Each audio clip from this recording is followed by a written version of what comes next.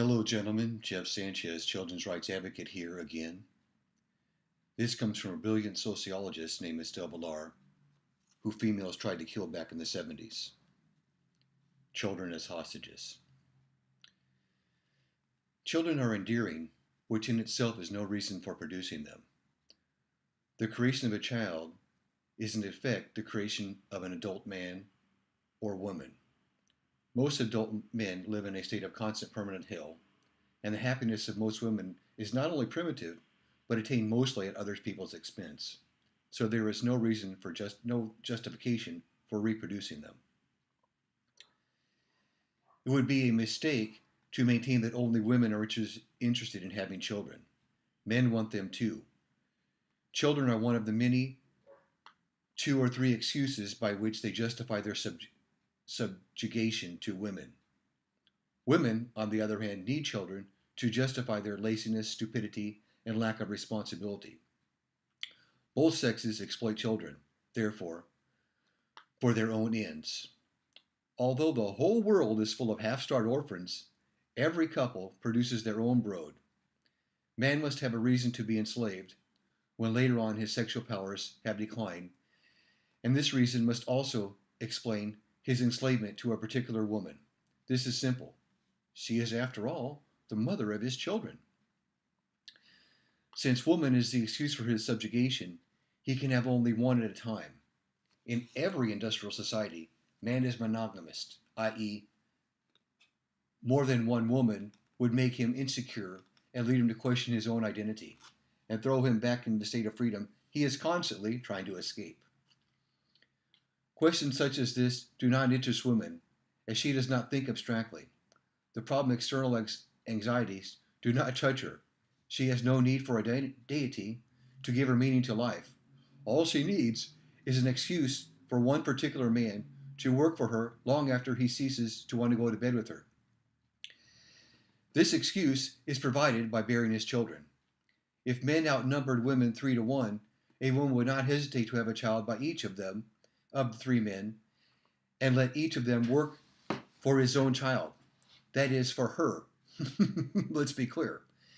And play the 3 against each other. Their achievements and her comfort would thereby be enormously increased. It is a popular misconception that woman is less inclined to polygamy than a man. When a man engenders children, he gives a woman hostages in the hope that she will exploit him forever. It is the only thing that gives him some sort of stability and the only way of justifying the senseless slavery to which he has been conditioned. When he works for his wife and children, it is less important that he is supporting 2 particular human beings who do not look after themselves. One will not because she is female, and the other cannot because he is too small. He is working for a system which embraces everything in the world that is poor, helpless, and in need of protection, and he believes really needs him.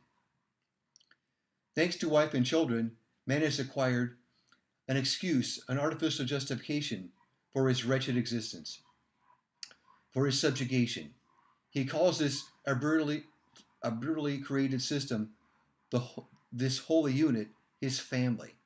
Woman accepts his services in the name of the family, accepts the hostages he entrusts to her, and proceeds to carry out his desires by binding him ever more tightly to her and blackmailing him until he dies. And whose gain is it? Hers. Both men and women stand to gain by having children. Otherwise, they would not produce them. Man's advantage lies in the fact that he appears to lead a more meaningful life and that he is able to become a slave forever, and woman has all the other advantages. These must be considerable, for any female today has a choice between a professional life or having children, and nearly all of them choose to have children. This may suggest that women decide in favor of home and family simply because they love children. But women are not capable of the unconditional love a child should have. This can easily be proven.